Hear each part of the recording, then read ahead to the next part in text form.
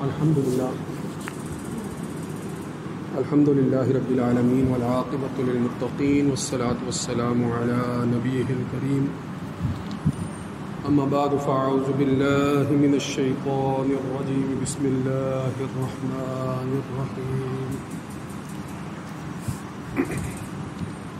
ألف لام ميم غلبت الروم في أدنى الأرض وهم من بعد غلبهم سيغلبون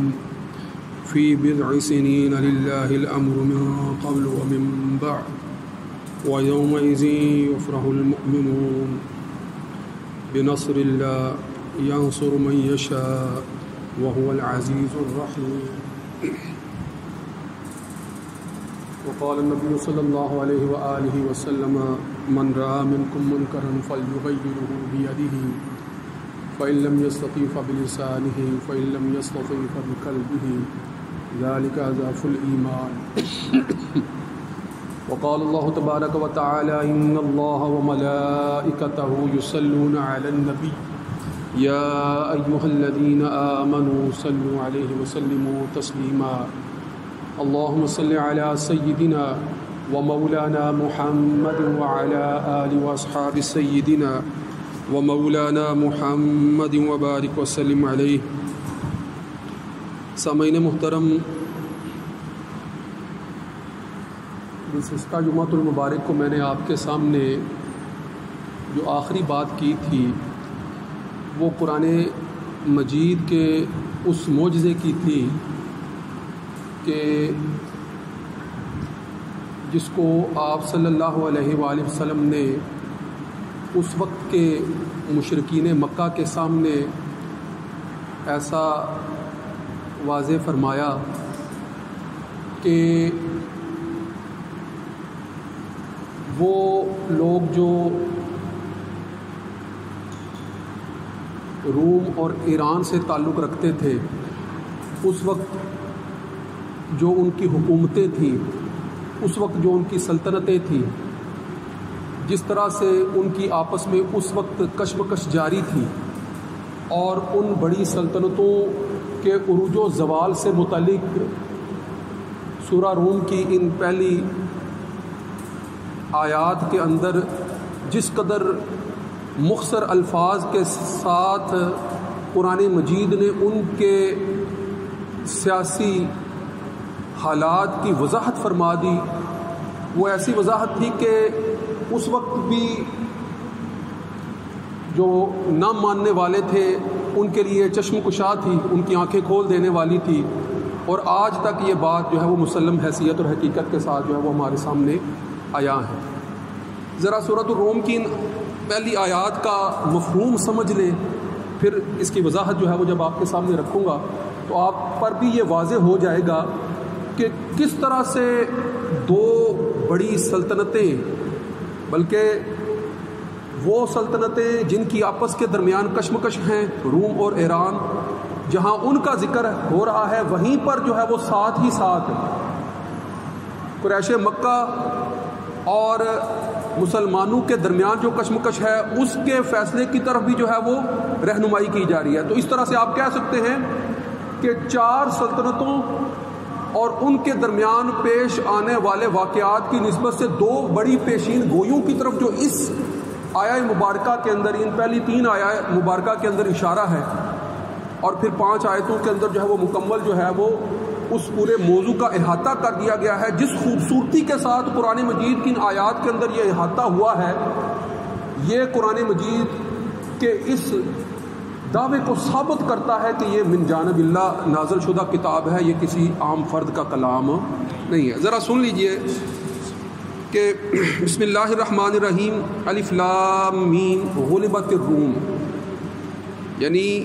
روم سے مراد رومۃ الارض ہے، اور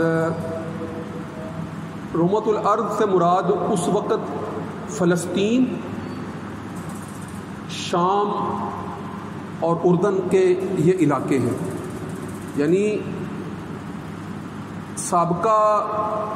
ادوار کے اندر انبیاء جو کثرت سے مبعوث فرمائے گئے تھے وہ انہی شام کی سرزمین تھی، عراق کی سرزمین تھی، اردن کی، فلسطین کی، اور یہ تفصیل میں پہلے بھی کر چکا ہوں، آئندہ بھی جو ہے وہ جمعوں میں اس پر میں گفتگو کروں گا کہ کس طرح سے حضرت ابراہیم علیہ السلام جو ہیں وہ عراق سے پھر جو ہے وہ فلسطین، پھر مصر، پھر فلسطین کے علاقے، شام کے علاقوں کی طرف آئے، پھر وہاں سے جو ہے وہ عرب کے علاقوں کی طرف آئے، اور کس طرح بہت بڑے رقبے کے اوپر جو ہے وہ اللہ کے دین کی دعوت اور تبلیغ کا کام جو ہے وہ اپنے دور میں تنہا کیا۔ اس پر بھی انشاءاللہ وضاحت سے گفتگو کریں گے، مگر یہ وہی علاقے ہیں کہ حضرت ابراہیم علیہ السلام کے بعد جو ہے وہ ایک طویل سلسلہ ہے انبیاء کا جو اس سرزمین پر مبعوث ہوتے رہے ہیں، اور آخری دور میں جو ہے وہ عیسائیوں کا ہی غلبہ اکثریت میں جو ہے وہ رہا تھا ان علاقوں پر، جبکہ اس کے بالکل بالمقابل جو ہے جو ایشیا کی طرف کے علاقے ہیں، ایران اور اس وقت کی جو سلطنت فارس تھی، غور کرنا اس بات پر، اس وقت کی جو سلطنت فارس تھی، یعنی خسرو پرویز کی جو حکومت تھی، جس کا جو ہے وہ کسرا جو ہے وہ جس کا لقب تھا، کسرا لقب جو ہے وہ ایران کے حکمران کا، زرتشت کا جو لقب ہوا کرتا تھا، جو اس وقت کی مجوسی حکومت تھی، جو ستارہ پرست، آتش پرست اور بت پرست حکومت تھی، ایران کی وہ حکومت جس کے اندر جو ہے وہ موجودہ ایران کے ساتھ افغانستان کا بھی جو ہے وہ سارا علاقہ شامل ہے، نیچے جو ہے وہ سندھ کا علاقہ بھی کافی حد تک جو ہے وہ شامل ہے، اوپر جو ہے وہ روس کے جو سرحدی علاقے ہیں اس تک کے جو علاقے ہیں وہ یہاں تک جو ہے وہ یہ ساری حکومتیں جو ہے وہ زرتشت اور فارس اور خسرو پرویز کی اوپر کی طرف جو ہے وہ سلطنت روما ہے، اور نیچے کی طرف جو ہے وہ یہ سارے علاقے، یہ دو بڑی سلطنتیں اس وقت کی۔ اور یہ میں بات پچھلے جمعہ کو بھی میں نے اشارتاً کی تھی کہ ان کی آپس کی جو کشمکش ہے، آج بھی جو ہے وہ عیسائیوں کے مابین جو ہے وہ کشمکش کی منہ بولتی تصویر جو ہے وہ اس وقت کی جو جنگ چل رہی ہے روس اور امریکہ کے درمیان، اس وقت کی جو کشمکش ہے آج بھی وہی صورت ہے کہ ایک طرف جو ہے وہ رومن کیتھولک چرچ کے عیسائی ہیں جو پروٹیسٹنٹ دور سے گزرنے کے بعد جو ہے وہ اب جدید جو ہے وہ مذہب بیزار ایک سلطنت کا اعلان کرنے والے ہیں، مگر ہیں تو وہی کیتھولک چرچ کے پرانے جو ہے وہ لمبردار، ایک طرف وہ ہیں اور دوسری طرف جو ہے وہ روس سارا آرتھوڈاکس چرچ اور جو ہے وہ آرتھوڈاکس فرقے سے تعلق رکھنے والے وہ بھی عیسائی ہی ہیں۔ یہ عیسائیوں کی ہی کشمکش ہے آپس میں جو آپ کو موجودہ دور میں نظر آ رہی ہے۔ اس وقت عیسائیوں کے مابین تو ایسی کشمکش نہیں تھی، مگر اہل کتاب یعنی عیسائی اور اس وقت کے بت پرست اور مشرکین یعنی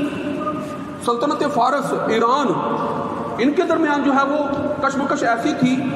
کہ جس وقت ان کے اپنے اندرونی تضادات اور اختلافات، سلطنت روما کے اندرونی تضادات جو ہے وہ کافی جڑ پکڑ گئے اور بڑے پیمانے پر جو ہے وہ ان کا اثر نظر آنے لگا، تو ایرانی سلطنت کو جو ہے وہ موقع مل گیا، لہٰذا انہوں نے جو ہے وہ در اندازی کی اردن کے علاقے، شام کے علاقے، فلسطین کے علاقے جو کہ ادنى الارض کا علاقہ کہلاتا ہے قرآن کی اصطلاح میں، ان سارے علاقوں پر قبضہ کر لیا، اور یہ مشرکین بت پرست جس تیزی سے قبضہ کرتے چلے جا رہے تھے، مشرکین مکہ اتنے ہی خوش ہوتے چلے جا رہے تھے۔ کیوں؟ کیونکہ مذہبی طور پر ان کی آپس میں بڑی مناسبت تھی، مذہبی طور پر مناسبت تھی نا، کہ وہ بھی بت پرست ہیں، وہ بھی آگ کی پوجا کرنے والے ہیں، وہ بھی مجوسی ہیں، وہ ان سے عقائد کے اعتبار سے مختلف خداؤں کی پوجا کرنے والے ہونے کے اعتبار سے ان سے مماثلت رکھتے تھے، ایرانیوں سے مشرکین مکہ مماثلت رکھتے تھے، جبکہ دوسری طرف جو سلطنت روما تھی اس وقت کی، وہ اہل کتاب سلطنت تھی، وہ انبیاء کے ماننے والے تھے، وہ توحید اور رسالت اور آخرت کے عقائد سے واقفیت اور مناسبت رکھنے والے تھے،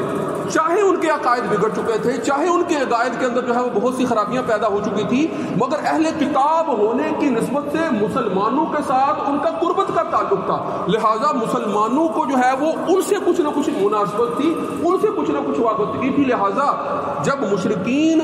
مسلمانوں کے ساتھ یہ کہا کرتے تھے نا، یہ دعویٰ کیا کرتے تھے ان کے ساتھ کہ بھئی یہ دیکھو ایران والے جو ہے وہ فتح پر فتوحات حاصل کرتے چلے جا رہے ہیں اور ان کا غلبہ ہوتا چلا جا رہا ہے، ان کی وجہ سے مشرکین بھی جو ہے وہ پھولے نہیں سماتے تھے، تو اس وقت جب صدیق اکبر رضی اللہ تعالی عنہ نے آپ صلی اللہ علیہ وآلہ وسلم سے اس بات کا ذکر کیا کہ مشرکین تو یہ دعوے کرتے چلے جا رہے ہیں کہ ایران جو ہے وہ غلبے کے اوپر جو ہے ایران کا غلبہ جو ہے وہ بڑھتا چلا جا رہا ہے اور وہ غالب آتے چلے جا رہے ہیں، اور وہ اس پر جو ہے وہ ہمیں جو ہے وہ بار بار جو ہے وہ وہ چڑھاتے ہیں تو آپ صلی اللہ علیہ وآلہ وسلم کے سامنے جب یہ ذکر کیا تو آپ صلی اللہ علیہ وآلہ وسلم نے وحی الہی کی روشنی میں فرما دیا کہ الف لام میم غلبت الروم، کہ ٹھیک ہے رومی جو ہیں وہ مغلوب ہو گئے ہیں، مگر فرمایا الف لام میم غلبت الروم فی ادنى الارض وهم من بعد غلبهم سیغلبون، کہ اس ادنى الارض یعنی جو روم کی سلطنت کے علاقے تھے، فلسطین، اردن، شام،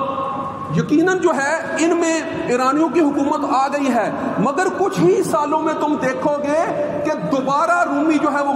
غالب آ جائیں گے، مغلوب ہونے کے بعد دوبارہ رومی جو ہے وہ وہاں پر غالب آ جائیں گے۔ جب آپ نے حضرت صدیق اکبر نے یہ بات سنی نا تو ابی بن خلف جس نے آپ کے ساتھ جو ہے وہ یہ چیلنج کیا تھا، آ کر کہا تھا کہ بھئی یہ کیا کہ جو ہے وہ مشرکین جو ہے وہ آگے غالب ہوتے ہی چلے جا رہے ہیں، تو جب آپ نے حضرت صدیق اکبر نے یہ بات سنی تو آ کر جو ہے وہ واضح طور پر اعلان کر دیا کہ ہمیں تو رسول اللہ صلی اللہ علیہ وسلم نے فرما دیا ہے کہ پھر یہ غلبہ پانے کے بعد جو ہے وہ تمہیں زیادہ خوش ہونے کی ضرورت نہیں ہے، مغلوب ہو جائیں گے۔ ابی بن خلف جو کہ مشرکین کا سردار تھا وہ یہ بات ماننے کے لیے تیار نہیں تھا، کہنے لگا کہ نہیں ایسا ممکن نہیں ہے، تم میرے ساتھ شرط لگا لو۔ لہذا صدیق اکبر جو ہے وہ شرط لگانے کے لیے تیار ہو۔ بضع سنین کا مطلب جو ہے وہ 3 سے 9 سال کے اندر اندر یہ واقعہ پیش آئے گا کہ 9 سال کے اندر اندر جو ہے وہ روما والے مغلوب ہو جائیں گے۔ مگر جب حضرت صدیق اکبر کے ساتھ اس کی بات چل رہی تھی ابی بن خلف کی، وہ کہنے لگا کہ اچھا تم اس کا اوسط نکال لو، یعنی 6 سال کی میرے ساتھ جو ہے وہ وعدہ 6 سال جو ہے وہ اس کا بنتا ہے نا، 3 سے 9 سال کا جو اوسط ہے وہ 6 سال، وہ 6 سال کی جو ہے وہ شرط لگا لو۔ لہٰذا حضرت صدیق اکبر وہاں شرط پر جو ہے وہ اس وقت یہ یاد رکھے گا کہ شرط کی ممانعت کا بھی حکم نہیں تھا، یہ جو 2 طرفہ شرط ہوتی ہے جس پہ جو ہے وہ جوئے کی ایک کیفیت پیدا ہوتی ہے، اس کی ممانعت ابتدا میں نہیں تھی، لہٰذا شرط لگا لی، 10 اونٹوں کی شرط لگا دی۔ لہٰذا رسول اللہ صلی اللہ علیہ وسلم کے پاس جاتے ہیں، جا کر جو ہے وہ یہ سارا ماجرا بیان کرتے ہیں، آپ نے ان کو واپس بھیجتے ہیں کہ نہیں 9 سال تک کا حکم جو ہے وہ قرآن مجید میں دیا ہے، تم اونٹوں کی تعداد بھی بڑھا لو اور سال بھی بڑھا دو۔ لہذا تاریخ گواہ ہے کہ 7 نبوی میں جب یہ معاہدہ ان کے درمیان شرط کا ہو رہا تھا تو ٹھیک 6-7 سال بعد جو ہے وہ پھر جب حدیبیہ صلح کا موقع تھا 6 ہجری میں، اس وقت جب مسلمانوں کو بھی جو ہے وہ فتح کی نوید سنائی جا رہی تھی، مسلمانوں کا بھی مشرکین مکہ کے ساتھ معاہدہ ہو رہا تھا، وہاں سے بھی یہی خبر آ رہی تھی کہ وہاں ہرقل جس نے جو ہے وہ اندرونی روما کے جو ہے وہ اختلافات جنرل ہرقل نے ختم کر دیے ہیں، اب ختم کرنے کے بعد جو ہے وہ دوبارہ اس نے روما کو متحد کر لیا ہے۔ اب جو متحد ہو کر دوبارہ انہوں نے جو ہے وہ ایرانوں پر چڑھائی کی ہے تو انہوں نے فلسطین بھی آزاد کروا لیا، اس وقت جو ہے وہ اپنا اردن اور شام تک کے سارے علاقے جب آزاد کروا لیے تو اب یہ دوہری نوید تھی جس کا ذکر اس قرآن مجید کی سائٹ میں موجود ہے کہ 2 سلطنتیں ایک مقررہ مدت کے اندر کس طرح سے جو ہے وہ عروج سے زوال کی طرف جو ہے وہ آگے بڑھتی ہوئی نظر آئی۔ یہ عظیم پیشین گوئی قرآن مجید کی آج تک جو ہے وہ ویسے ہی تاریخ کے اوراق میں، مفسرین کے اوراق میں اور جو ہے وہ سارے جو ہے وہ اہل علم کے سامنے جو ہے وہ واضح ہے، اور ہم سب جانتے ہیں کہ یقیناً یہ وہ موقع تھا کہ جب قرآن کی یہ پیشین گوئیاں ثابت ہو رہی تھی، مسلمان مسرت سے جو ہے وہ شاداں ہو رہے تھے اور دنیا میں اسلام کا غلبہ ہو رہا تھا اور لوگ جو جو دار اسلام میں داخل ہوتے چلے جا رہے تھے۔ وآخر دعوانا الحمدللہ رب العالمین۔ سنت ادا